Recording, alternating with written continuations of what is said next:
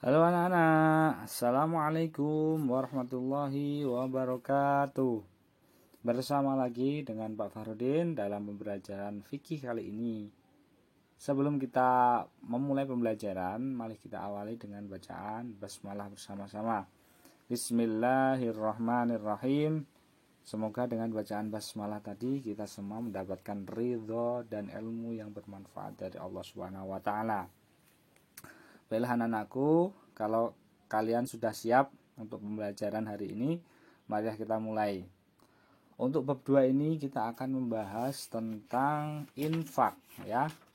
Pernah kalian melaksanakan yang nama infak? Ya, pasti kalian sudah melakukan semuanya. Setiap hari Jumat biasanya dulu ya. Infak. Apa itu pengertian dari infak? Ya.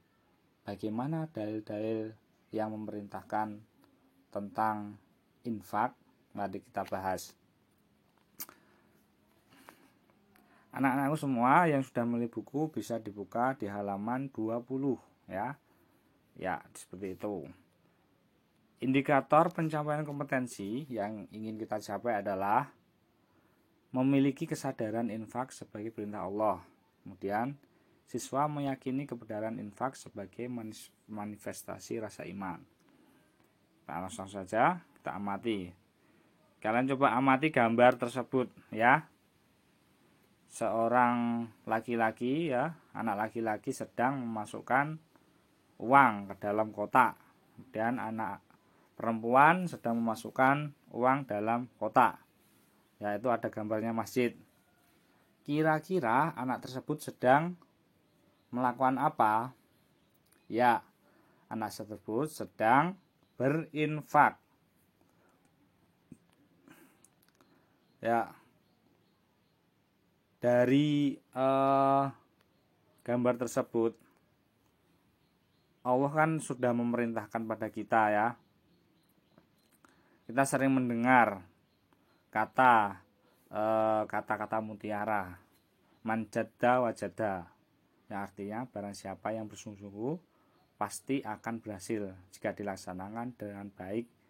Niscaya Allah Subhanahu wa taala akan memberikan hasil yang berupa harta benda maupun pahala. Ya. Jadi ketika kita diberikan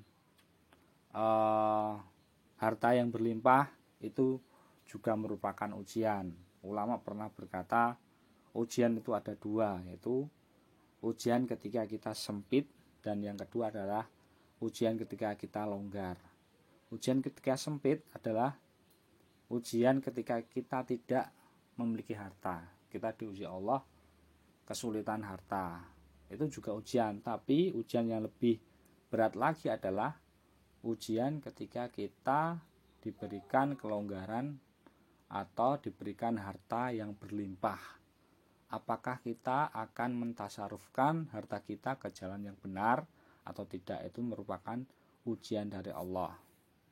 Kadangkala ada orang yang berhasil diuji dengan ujian yang pertama, tapi ketika diuji dengan ujian yang kedua dia gagal.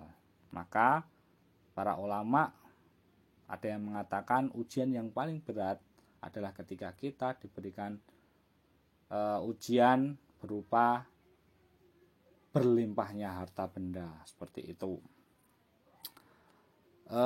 Mari kita bahas ya. Dari infak tersebut ya, dari dana infak itu biasanya digunakan untuk berjuang jalan Allah ya. Sebagaimana firman Allah tentang tolong menolong ya, kita menolong misalkan berinfak untuk apa, pembangunan masjid atau berinfak untuk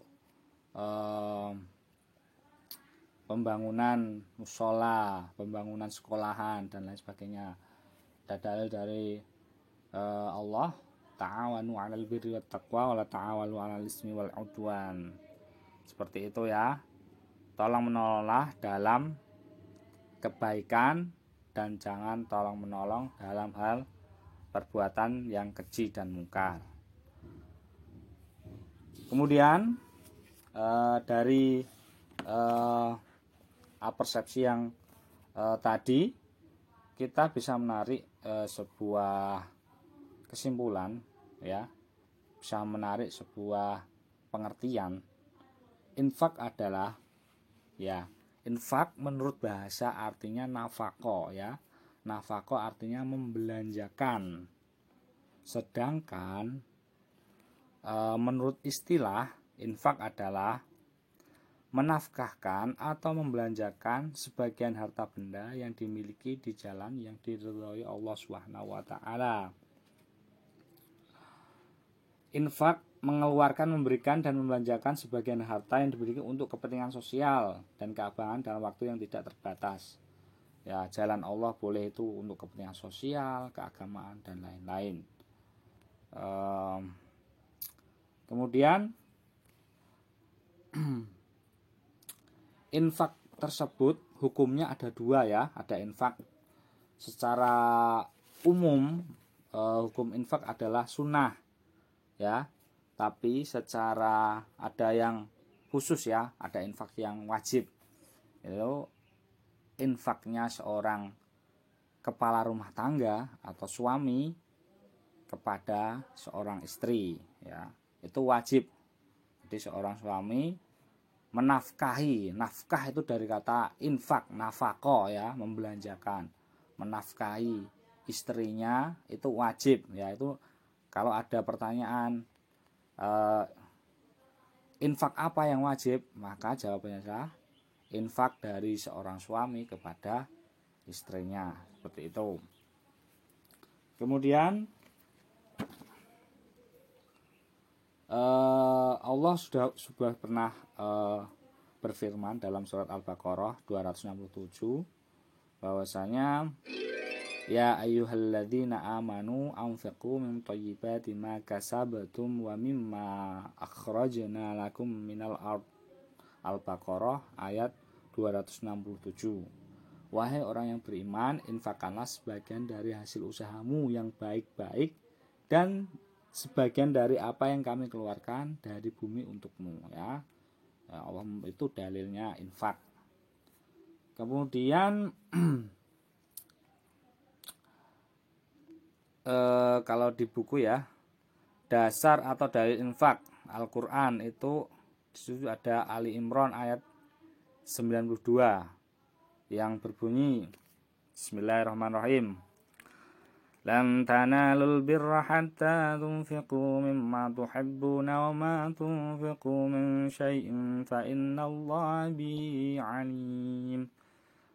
Ali Imran ayat 92. Kamu tidak akan memperoleh kebajikan sebelum kamu menginfakkan sebagian harta yang kamu cintai, dan apapun yang kamu infakkan tentang hal itu sungguh Allah Maha mengetahui ya.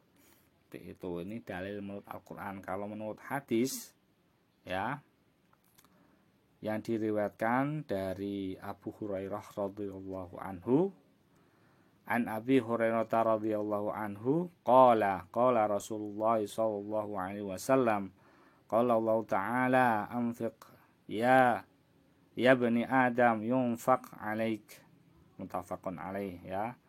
Rasulullah bersabda, Allah taala berfirman, berinfakkanlah wahai anak Adam, maka engkau akan dibalas ya.